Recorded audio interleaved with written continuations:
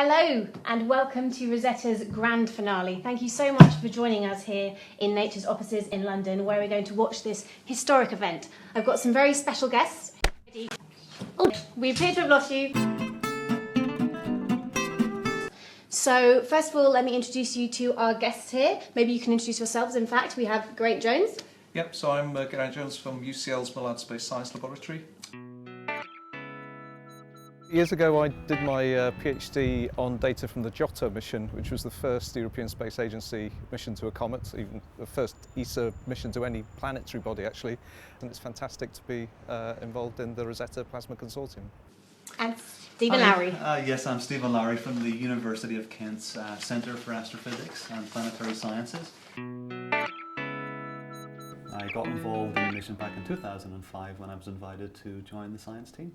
I work with the science team for the OSIRIS imaging cameras on board the orbiter, and I work on comets and asteroid research, so very exciting. And how are you both feeling about today? Mixed emotions, excited. I mean, we're going to get fantastic data. We're seeing at the moment that there's fantastic data coming down already, but yeah, it's a bit sad that it's the end of such a successful mission. Yeah, well, for me it's mixed emotions really, I think. Obviously there's a mixture of sadness, but I'm excited about what the next few years is going to hold. You know, it's really just the start of the very, very serious science analysis, I think. Okay, there have been lots of discoveries put out there already, and some of them will change the field forever, I think. But there's still opportunities for some big discoveries coming, so I'm very excited about that. And hopefully, you know, that will take us into the next few decades at least, I think. Fantastic. So from the next few decades to the next 15 minutes, we are waiting to hear something very crucial. So actually what's happened, also what we think has happened, is that Rosetta has already crashed. It should have crashed at about 11:40 British Summer Time, our time here in the UK. But we actually don't know about it for 40 minutes. So that's because the craft is so far away, out to 700 million kilometres away, and so it takes 40 minutes for us to actually get the signal. So what is it that we are waiting to see then? Maybe if we can get it up on the screen if possible. Normally Rosetta communicates, when it's communicating with the European Space Operations Centre, that's ESA's mission control, we can see this kind of spike. What are we going to see at some point in the next 15 minutes or so? Well, we'll see that spike disappear. Okay, so this is the continuous communication stream that we get from Rosetta, from the transmitters in Rosetta, that are picked up by all of the very large radio receivers we have on Earth. So we're just waiting for that to switch off. So shortly after impact, there's a set of instructions have been uploaded to the orbiter to shut various things down, including the transmitter. So we'll see that spike disappear, and that will be officially the end. And that's so that's in about 13 minutes from now. So that's if the flight engineers have got their sums right, which Sure they have. They have been pretty incredible at doing so far. So we've got a few minutes until then. So first of all, a question that people might want to know is, why is the mission having to end at all? I mean, you know, Rosetta isn't actually running on batteries or anything. So why Geraint, is it coming to an end? Well, comets follow elliptical orbits, so they're not circular orbits, so the distance from the Sun changes. And Rosetta joined Comet 67P in 2014 when it was quite far from the Sun, and it moved in towards the Sun with the comets reaching the closest point in summer of last year. So at that point, the solar panels, which provide all the power to the instruments on Rosetta, were providing the maximum amount of power. Now we're moving away from the Sun again, we're well beyond the orbit of Mars, approaching the orbit of Jupiter. The amount of sunlight's dropping dramatically, so they've already had to switch off some of the instruments. So there was a decision between either putting Rosetta into hibernation for a couple of years and trying to reawaken it, but with diminished fuel and no big chance of success, or trying to squeeze as much science out of it as they possibly could before bringing the mission to an end under control. Well, yeah, that's a key term, is a controlled descent. So, I mean, there was many debates amongst the science team and ESA about this, and it was just decided this is the optimal time to do it. If we leave it a few more weeks, we wouldn't be able to do it in a controlled way. And every mission, every satellite that we send out into space has to end at some point. But for some reason, people seem to be caught up by the fact that Rosetta is ending. Is there something particularly special then about the way that this mission is coming to a close? Yes, well, landing on any small solar system. Just the fact that it's actually trying to land, exactly, crash land. Exactly. It's not the first time it's happened. Actually, other missions have been ended that way. The near Shoemaker was an old asteroid mission, for example, and that's how they ended. So it's happened on an asteroid, it has, but not on a comet. Not on a comet. Okay, we could talk about the difference between the two. Maybe we've not got a lot of time, so. Yes, so it is very, very special in that respect. We've never really landed that way before. And of course, there was a lot of interest generated from the Philae lander, so naturally the public really want to see how this turns out and how it pans out. And also, it's a unique opportunity to get a particularly valuable piece of scientific data from this. So it's not just, fireworks. There's a lot of serious science to be done from this too. Because other missions do, they either just switch off and carry on floating around in space, or they actually can sometimes collide, they smash the craft into whatever body it's been studying. But here we're hoping for a gentle crash landing.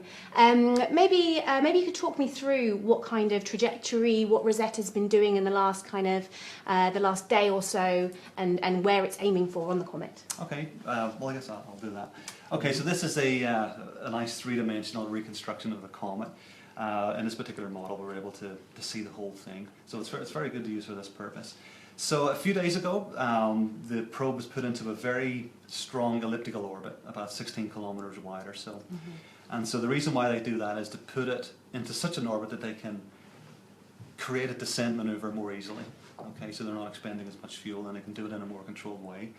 So the idea is that once it reaches its almost furthest point in this ellipse, there was another engine burn which happened last night, and that caused the probe just to gently fall towards the comet. So it's a complete gravitational free fall. There are no further engine burns from the maneuver last night, so it's a completely gravitationally controlled descent. So it's been taking 13 hours to get there. So we're still waiting on the confirmation, and hopefully she can through in a few minutes. But over the last 13 hours or so, the probe has travelled about 20 kilometres. So it's taken a lot of time to do it. So it's moving at about sort of 1 metre per second, walking pace. And in that time, there's been various instructions uploaded to the probe, telling it to switch off at particular times, or telling it, how to switch off and in what order, and as well as taking images and other science measurements all the way down. So the images, for example, from the OSIRIS imaging camera, they're taking images typically every 3 minutes or so. They can't take images every second, for example, because there's a limited capability to get that information back. So the data transmission rate's very low, in other words. And so what's the lowest point that we should have images from? What's the most kind of daring shot that Rosetta's going to get? Right, they're probably, we hope, about 15 to 20 metres or so. Now, wow. It's going to be fantastic. We may get resolutions as good as about 1 centimetre per pixel. The problem is focusing. The imaging cameras was not designed to operate that close to a comet. Anything beyond about 1 kilometre is when the cameras are in focus. Anything less than that, particularly for the narrow angle camera, the one that takes the very high resolution images, anything less than 1 kilometre, and you start to lose resolution at a very rapid rate. There's also a wide angle camera on there. It begins to lose, or the resolution begins to degrade about 300 metres from the surface. So even though we hope to get this image really, really close, the quality remains to be seen. So, and is there a bit of a challenge about actually getting that data off Rosetta before it crashes? Because if you say it's about 15 metres off and we've got it travelling at about 1 metre per second, that doesn't give Rosetta very long to actually beam all that data back. Yeah, that's right. I mean, yeah. Yeah, it is. So usually Rosetta's been operated where the data is stored on board, and then there are certain periods during the day when the data is downlinked from all the various instruments. So they've put together this mode of operation where the most important, what's judged to be the most important instruments for measuring the last moments before impact have got priority, and the data's streaming directly to Earth. So they're going to squeeze as much as they possibly can before Rosetta hits the surface. Fantastic, fingers crossed. And where exactly then on the comet is Rosetta planning to land? Okay, I'll get my what kind of region is this in? Yeah, so it's actually the smaller, so the comet has 2 lobes, so they've got this large lobe, and it's connected on the end of that by a very small lobe here, so it's really 2 comets. The small lobe is where Rosetta is going to land for various reasons. So if you can pick this up, it's probably around this region here. Okay, so it's just offset from this very, very large crater on the head of the comet, and it's just along the edge here. So the particular region they're targeting is called MAT, M-A-A-T, and that region was chosen because of its scientific importance. There are pits in that area, so these pits or deep chasms in the comet were a highlight of the mission, really, and scientifically extremely important. We have some high-resolution images of these already taken, and we're particularly interested in the inside of the walls of these pits, which show this dimpled, so-called goosebump feature to it. It's basically spherical globules, about 2 or 3 meters wide, all along the inside of the walls. And so we hope to take close-up images of that on the way down. That's really what we're all excited about, and we really can't wait to see it. Fantastic. And yeah, a reminder that people can ask us questions if they would like. And in fact, I think we have some. Am I looking at our Facebook live stream? So we've had one from a reader that says, will it be alive and functional after landing? Okay. So is the end really the end? No, they've really designed it to switch itself off after reaching the surface. So it's true that the mission you mentioned earlier, near Schumacher, that after that landed on an asteroid that operated for a bit. But with Rosetta, it's much more challenging for several reasons, and it's very unlikely to survive the impact anyway. It's 32 meters from tip to tip, and even though it's arriving at just a meter per second, it's going to probably break anyway. If it was to survive, the high gain antenna probably couldn't point towards the Earth, and so we wouldn't be able to get the data back anyway. And there are international agreements that any spacecraft aren't supposed to broadcast unnecessarily. So they've actually commanded Rosetta, if it does happen to survive the impact, to switch off its transmitter, so it will go quiet anyway, so even if it has survived. So it's been told to turn off, and assuming we don't have any kind of it hasn't got good enough artificial intelligence to try and defy that order and stay on, so it will definitely off means off. Okay, we've got about 4-ish minutes, I think, left to go. Quickly, maybe you mentioned Philae earlier, so that's the lander that people may remember. So that was in November 2014 that Philae landed on the comet, but unfortunately it was a good landing, but then it didn't secure itself on the comet's surface, bounced, tumbled, ended up kind of on its side in a shadow, and so it only worked for a few days, but still got a lot of great data. Whereabouts is Philae then on our model of the comet, and is Rosetta going to have gone past Philae on its landing? Right, okay, so the landing spot, there's several landing spots because it bounced, so it bounced by quite a bit actually. So it originally set down about here, okay, so there's a very large circular depression on the head of the comet. So it landed on one side of that and bounced all the way across it. So the lander is just about here. So there's a very flat region. This is the southern hemisphere of the comet, and there's a very, very flat region. This is how I remember where it is. So you can look for it that way. Look for the flat region and go towards the circular depression in the top, and it's where the two things meet. So it's right in there. It's buried in a sort of a not a pit, but a crevice of some sort, a crack in the surface. So a couple of kilometres from Philae is where Rosetta's going to end up. Yes, that's about right. Now there's no opportunity to see Philae on the way down. We did take images of it a few weeks back. Some fantastic images, yeah. And we were very, very lucky to get those. And there's basically no hope of seeing Philae on the descent, unfortunately. Maybe now we've got about, I think, 3 minutes. So just a reminder of what we're all doing here is we are waiting to see that signal that you just had up on there a minute ago, the green signal flatline, which will tell us that Rosetta did do what it was told and crash into the comet. We've got some pictures here from ESOC, from Mission Control. But we've got a couple of minutes left, so we've got another question, which is, why does Rosetta not have a landing system? Who wants that one? Okay. So if you were designing a spacecraft to land on a comet, Rosetta's probably not a good design anyway because of these huge solar panels. Right. So it wasn't ever designed to be a lander. The lander was going to be Philae. So this is not something it was designed to do. And even if they wanted to try and operate on the on the surface, actually the best way would is such that all the instruments would be pointing away into space, not. At the start, this wasn't actually necessarily the plan. Like, it wasn't all along the case that you guys wanted to land on the comet itself. Right. Yeah, there were some ideas, maybe, you know, of how to end the mission, but it wasn't a big part of the operational plans in the early stages. But you may say, well, why not think about this and maybe put some lander equipment on there? Well, it just becomes too expensive to do that. So it's very expensive to build a probe like this, and it's very limited in the amount of space and instruments you can put on there. So it's not possible really to build in a landing system. Okay, now I think it might be worth going over to ESOC. We are down to 1 minute 26 on my countdown, but I feel that I may have pressed go a little late. We've got about a minute left. Now, there is a little bit of uncertainty, isn't there? So we're expecting it at 19 minutes past, which could be any moment now. What do you think people are feeling in mission control right now? Oh, well, we feel we have strong emotions ourselves, but for mission control, when these people have been operating the spacecraft day to day, it must be so much. They'll be very focused on this.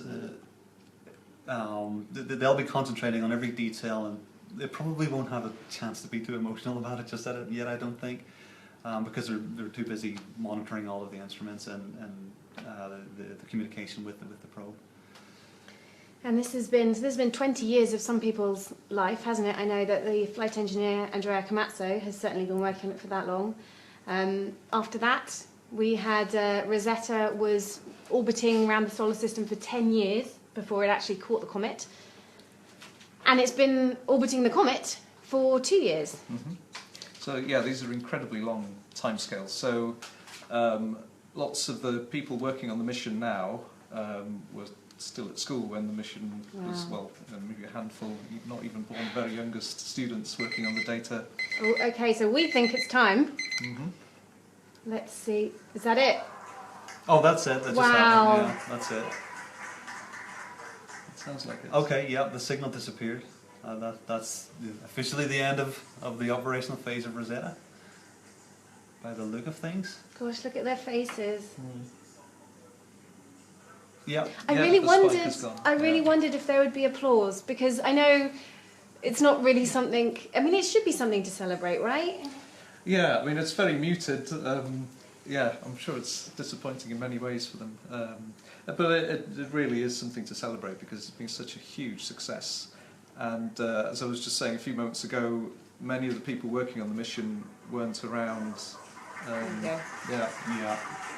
I guess it's worth a round of applause, I think.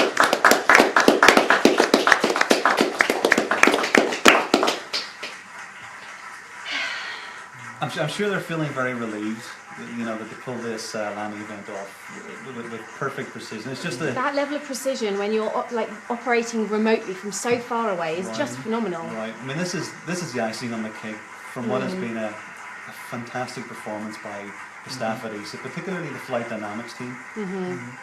It's fair to say that they're probably the real heroes of the whole thing. Absolutely fantastic. I'm not sure that success has ever looked quite so sad, though. I can't. Yeah, but there are some smiling faces. That's Andrea there, and I'm sure that he's got a little tear in the corner of his eye, but he is smiling, so that's good. Now, something we should probably actually remember is that before everybody rushes off and carries on with their post-Rosetta lives, we're actually expecting one more picture to come in. So that we were talking about the very last moment that Rosetta might be able to get a shot would be about from 15 metres out. I believe ESA's going to give that to us in a few minutes this morning. Yes, that's the plan. So the principal investigator of the OSIRIS imaging camera should be presenting that image shortly. So at the minute they're probably processing the image, assuming it's they would have received the data by now, and then they're in the process of processing the image, so that we can get the best possible view of the comet at that distance. So all of that will be happening behind the scenes. So we hopefully should see that. Fantastic. Well, we will stick around to wait and get that picture, but maybe it's a good time now to talk about Rosetta's legacy. So we've barely touched on much of the amazing amount of data we've already had in and some of the discoveries that we've found so far. Maybe each of you could pick your favourite thing. I know this is going to be difficult, but your favourite discovery that we've had so far, what we've learnt from the Rosetta mission. So I mostly work on the plasma, which is the charged gas, and as you were saying, there are so many different things to choose from. So making it difficult. So if I go for something in that area to narrow it down a bit, we've learnt so much about how the comet interacts with the solar wind. So the solar wind's flowing out from the sun continuously, hundreds of kilometres per second, and comets like 67P are throwing out gas which gets ionised and forms a bubble around the comet nucleus. So we've had glimpses of this bubble in the past at Comet Halley with Giotto, but with Rosetta we've now been able to travel with the comet and have seen that bubble growing as more and more gas is thrown out by the comet, shrinking when a big wave of high density solar wind comes through and shrinks everything down, and everyone was expecting this bubble to be tiny and Rosetta to probably hardly ever encounter it, but actually we've been slipping in and out of this bubble many times over the past 2 years, so that's been a big surprise. So it's a rubber duck inside a big bubble. That's right. Yeah. Fantastic. And Stephen, what about you? For me it was the shape. When we first saw the comet for a start, it was a shape that we were not expecting. We were expecting something maybe slightly rounder with maybe some large concavities in it. As it turns out, we end up with a comet like this. So a massive question was raised right at the very start, and it was a question that we never thought we would be presented with to begin with, and that was how it ended up with this remarkable shape. Was it the result of erosional processes chipping away pieces of the comet, or was it due to a collision of two individual comets? And as it turns out, using images from the OSIRIS imaging camera, we were able to answer that question by looking at layers and mapping the layers across the comet. And it seems that the layering structure, the layers that we see wrap itself neatly around each of the two lobes separately. And so that tells us that it was the comet formed by a gentle collision between two. They must have started off separately and then come together. That's right. And for two fully formed comets to form and end up looking more or less the same, have their own layering structure, they have similar surface features, and all of this was happening in different parts of the solar system, and then for those two objects to come later on and collide, it is fascinating, and it's really changing what we think about how comets form and what was happening, billions of years ago when comets were forming. And that's the reason for doing the whole mission, right? Is comets are supposed to be these primordial bodies from right at the beginning of the solar system, that they give us a glimpse about the solar system's formation. Right, that's right. So the planet was formed about 4.5 billion years ago, and comets and asteroids are what's left over from that process, and that's why it's so interesting for people like myself and Geraint to study these things, because they tell us something about the conditions that were around, the conditions of the early solar system. The collisions that were happening. What the thermal and chemical environments were like. So this particular question that was answered tells us that comets were colliding at low speeds, but that's definitely not what we thought was happening. We thought that these would be much more destructive events, and so again, that's changing what we think or what we know about how comets form. And we've got another question in here, which is about what will the mission team, what will ESA do next? Are there any really exciting missions coming up? There are, yes. So, in the area of planetary science, so ESA's chosen JUICE as its next L-class mission, so a large class mission, so that's being built at the moment to travel to Jupiter and its moons, and will eventually end up at Ganymede, the biggest moon in the solar system. But for missions to comets, there's nothing in the pipeline at the moment, but ESA have actually got a call open for mission proposals at the moment. So this is for medium-class missions, so there'd probably be around 40 or 50 proposals going in, many of those for planetary missions, and that will include proposed missions to the asteroid belt. So there are some asteroids which we're very certain of contain a large amount of water ice, and one of the big results from Rosetta was that the water in this particular comet doesn't match the water here on Earth. So the amount of deuterium in the water isn't the same as the water we have here on Earth. So to test whether the water here on Earth came from comets or other bodies like asteroids, it would be good to travel to one of these bodies. So maybe ESA will look favourably at that mission, we'll see. Right, and I should say the deadline for those is next week. So as soon as we leave here, we'll probably be getting buried back in the next big mission idea. And so Philae and Rosetta are now both sleeping on the comet. What happens to the comet now? I mean, do they just stay there for thousands of years? Well, yeah, it's pretty unlikely, but there may be a case in the future when if one of the two spacecraft is sitting over an active region, they may be moved at least, probably not ejected. But they'll probably be slowly covered in layers of dust with each passage through the sun. Dust will be thrown up, a lot of it falls back down and will cover the two spacecraft. Now Philae is still in a mode where when it gets enough power it may still come on. We're not quite sure what mode it's been left in. So last year it did, for several weeks there were signals detected for a while. So maybe on the next perihelion passage it will come back to life, but unfortunately there's no chance of being able to. We won't know about it. Yes, but you're right about the dust. It's in that part of the comet that gets coated in dust regularly. So there's two sides to the comet, if you like. One is a very barren area with little dust, and then there are other areas that have dust blankets all over the place. So the two landers are actually in that part of the comet that has this. So Grant's right. And so just to clarify, so the way that Philae would talk to Earth before was through Rosetta. So no Rosetta. We can't hear from Philae. No signals far too weak, and also it's broadcasting over a very narrow range of angles. So you'd have to be sitting in that angle with a radio receiver to pick up the signal. Which is one of the reasons why it was so difficult to find where Philae had actually landed, because of this very narrow beam. Tell me about that. So we managed to track some of the bouncing that Philae did when it landed, but then we lost it. How did you go about trying to find where Philae was on the comet? Well, it turns out there was many different teams involved in this. So the images from the OSIRIS imaging camera were one part of that, and they ultimately provided the final confirmation that it was found. But it was a combination of piecing together data, particularly from the CONSORT instrument, which is a radio science instrument. So they were able to refine the position, or triangulate the position, to a very narrow ellipse on the comet.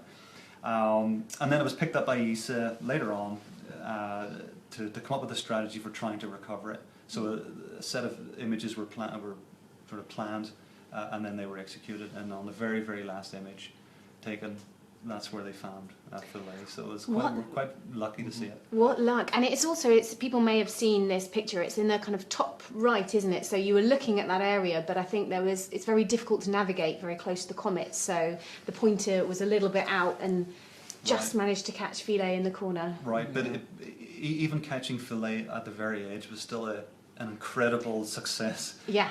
To be able to get the pointing that accurate, that close to the comet. And why is it so difficult to navigate close to the comet?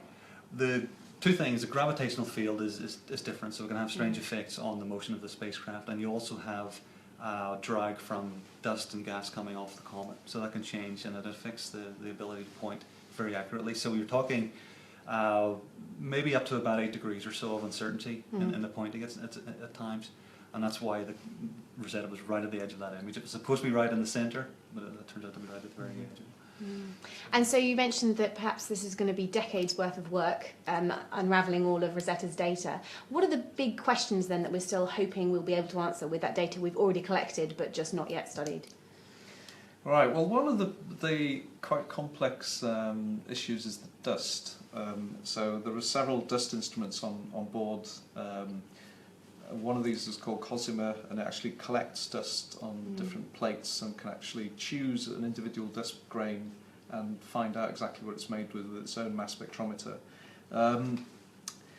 But there have been curious things about the dust. The dust tends to arrive in clusters, so it's much more so than you'd expect through random distribution. So instead of just getting a dust particle, another one arriving at roughly the same rate, they tend to arrive with several of them arriving very, very close together in time, which suggests that the dust grains break up.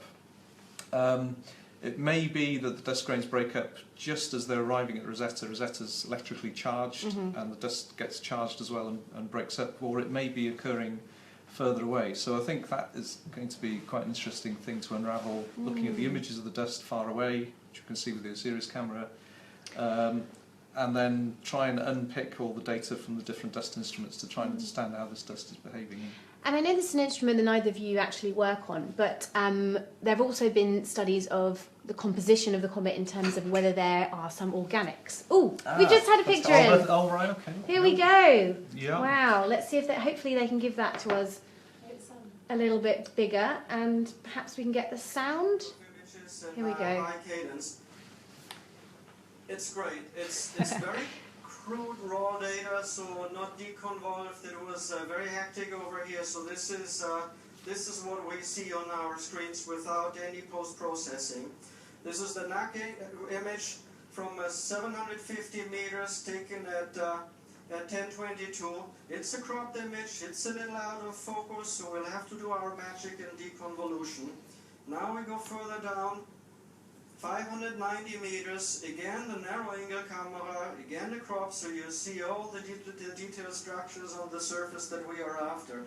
We are talking 1 centimeter per pixel here. Wow. So we are there. And this is the final picture? No. I want to browse you, I want to bring you down to the surface now. This is the WAC camera, so we had to flip from the narrow angle camera to the wide angle camera, and that's the broad field. This is what we get in return, broad field by the wide angle, 1600 by 640 pixel, 360 meter above ground, a gravel field with great resolution. The wax stays in focus a lot longer, you see, so that's why they have to switch to the wax. I see. Ever getting closer, this is the famous F11 we wanted to try out, no glass in the beam, and getting sharper the closer we get. This is minus 10 seconds, not really processed yet, so you see the stuff on the ground. It's, so they will get sharper than this. It's 10 seconds so this out. is about 10 Right, meters. okay.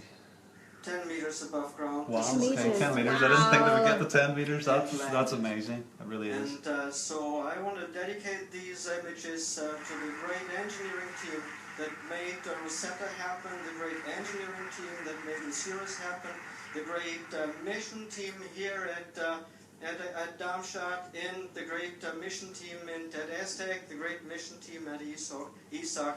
So they all made it happen. It's their images, its heritage, the legacy of Rosetta. So and I ask you again, Holger, this is the last picture Rosetta sent us? This is the last picture we have gotten down from Rosetta. Wow, that's really, really, really focused. Amazing. Holger, thank you so much. Okay. You and your team, thank you so much for keeping us Right, up. I might like to see that again at some point. Well. But yeah. So that suggests that maybe the landing was very accurate because it was on that flat portion between two pits that we seem to be seeing there. Well, the flat portion was quite a wide area actually, so there was quite a wide area, or error margin of error. So we're not sure exactly where it is. We'll wait and see exactly where they landed, but yes, it's in that smooth expanse. So we're seeing the dust regolith, it's called, the dust particles strewn over the surface right up close, and it's great because we can see we can make out individual boulders, and there's smaller particles. There's a whole range of particle sizes in there. And we'll be picking over this for ages, mapping the whole thing out and measuring the sizes of those particles and what they're made of. And so that's better than you were even expecting. That was better than you were hoping for. To be honest, I wasn't sure what to expect until I seen the images. Yeah. So there was this problem with focusing the camera. It's not designed for such close-up images. So I was curious to see just how good the images would be, and considering that those are pre-processed images, those are better than I thought it would be. So we're making out individual particles in the surface there, which is just what we wanted. That's fantastic. Yeah, so that's good. Well, huge congratulations to obviously everybody at ESOC and also to you guys. And so I think that brings us almost to the end of our special broadcast. Will you have any plans to celebrate tonight, to commiserate? To be honest, I have 2 scientific papers and proposals to finish off over the weekend, really. But other than that, yes, I'll be... I may have a little bit of champagne or something. Yeah, why not? Looking forward to seeing the last data in great detail, but yeah, as Stephen alluded to, space exploration continues, and we'll return to our proposals. And so maybe raise a wee glass first. They'll cry into the glass of champagne, in due course. Fantastic. Well, so no new data from Rosetta, alas, but lots more to pour over for the coming decade or so. So thank you very much to my guests, so to Geraint Jones and to Stephen Lowry. And thank you so much for watching. You can find us all if you have more questions on. I'm on Twitter at Lizzie Gibney. I'm on Twitter at Einonin, E-I-N-O-N. Sorry, it's Welsh. And you reach me by email. That's just as easy to get in touch with me. I'll be happy to take any questions that you may have. So thanks so much. It's been dramatic. It's been emotional. Goodbye.